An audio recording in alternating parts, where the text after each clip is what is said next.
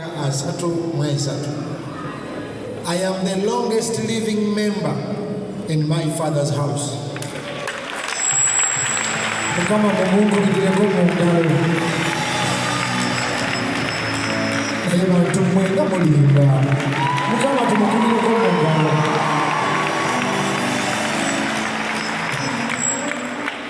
Ekisembayo simanyi oba ngenda kudda wano nendoza nja kudda nyina omulimu ogwo guli mu kubala 23 Alooni Katonda yamugamba nti gamba Alooni bw'abantu bange bakuŋŋaana agolole omukono abasabire omukisa. Ekyo ngenda kikola omugenyi wange amaze. Emmere eggwawo omukisa tegukola ki? Ngenda kyogera boogeza emirundi 7 nti God bless you. Ojja fuluma wano ebintu bijja kyuka. Sebo mwami Balamu onkubye surprise. Mwenna abatamanyi abadde babira interview zange mbadde ntambula nnyo sisobola kwogera bigambo 2-3 nesiyogera ku Balamu oba mwami Ketta. Nga gospel music abantu bonna tebamwagala musigale nga muyimiridde bannange nga abantu bonna bagamba abayimbi ba gospel Balamu oyo yajja n'aŋŋamba I'm going to take a risk ng'okolereyo ekivuvu ku Africana.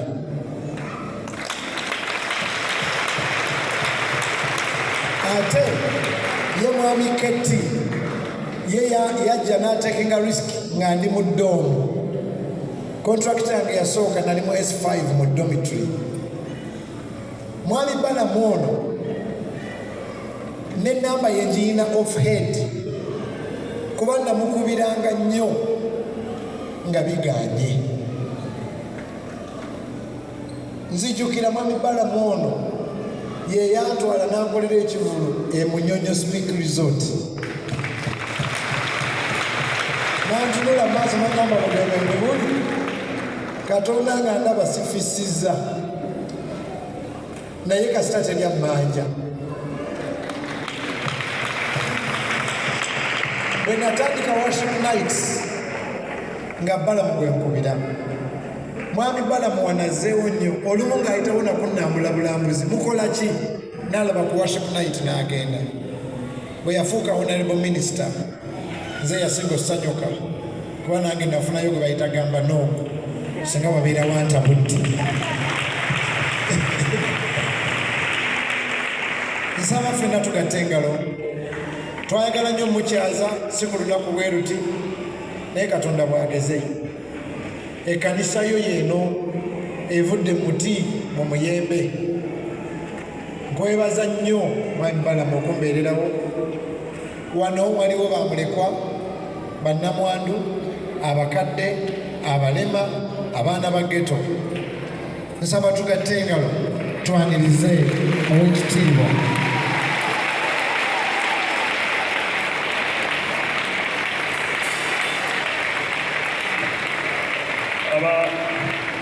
abakristaayo abalokole abasiraamu kuba ngambye wano leero mwena ffenna be tuli nsanyusa nnyo okubeerako nammwe.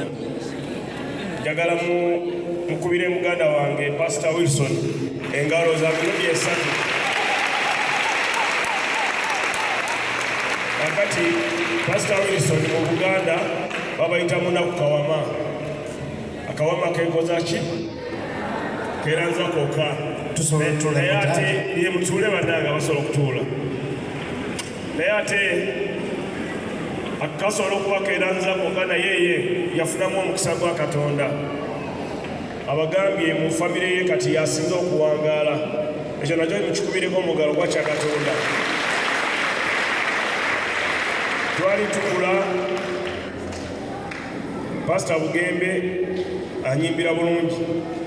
Nga wabagambye nze sigendangako kukola mukolo gwe ng'anoonya amagoba naye ngamba kankole n'omusajja wa Katonda ono.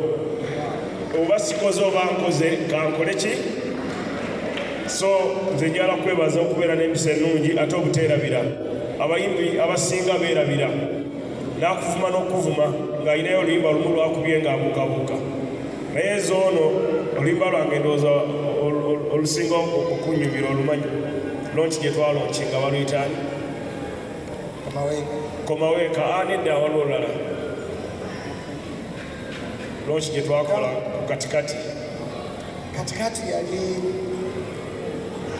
mukama njagala kumanya tuluyimbe ffenna mukama njagala kumanya mukama njagala kumanya kwata ekisimu ekiringa etafaali beera n'enviiri ezakaweke nga yesu azimanyi oyo seminti asinga omufaliso okutali mukama kwata ekisimu ekiringa etafaali nga yesu akimanyi kale njagala kumanya nafunye ennyota nga ne mu bwavu nsigala ndokoka njagala kumanya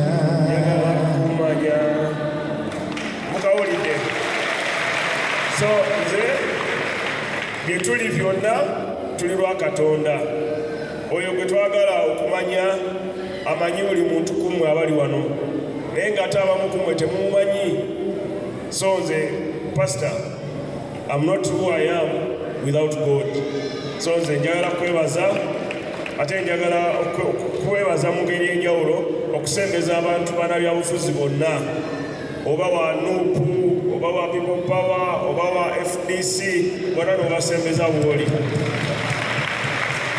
singa bannayuganda ffenna tubeeranga ono pastor Bugembe singa Uganda etereera ate mu ngeri ey'enjawulo ayinza okuba takibagambanga ayagala nnyo President Museveni amwagala waliwo okwagala n'okuwagira waliwo okwagala n'okukola ki ate ayagala nnyo first family ya president omuli Muhoozi omuli Pastor Patience omuli Sister Natasha omuli abaana bonna abaagala nakugamba nti nalootako nga omuntu agamba gamba General Muhoozi asiibe Nakwana nakikugamba wali olina okingamba n'ogamba olina kyagala okuŋŋamba nakigamba Chairman Toyota mutuuse simanyi mukama kyeyali agamba simanyi gye bamujja so ngenda mugamba ebyaddala nawuliranga omuntu agamba nti gamba omwami oyo n'ennyumba ye ne baakula nabo basiibe Nakwana Katonda nga ndaba ku kituufu tegeeza pastor we mba wano osiibe bagamba General Muhoozi abafamire ye wallahi nawulira omuntu agamba mugambe basiibe 40 days naye natuma Chairman Toyota kati naawe nkutumye kubanza simanyi gye bamujja totumye weesitukidde kubanga abo bonabona bye baliko kati byaliko asobola okubuuza Pastor Patience lwabo amulagirira engeri gye basiiba Katonda nakiroota ngenda kimugamba nasanyuka so abantu ba Uganda mwena abali wano abakuŋŋaanya olwaleero okujogabana ku ssanyu ne Pastor Bugembe nga ajaganya amazaalibwa gwe kwe kuli ne maama waffe muwala w'omulangira Daudi Ochen mwewale nnyo okujja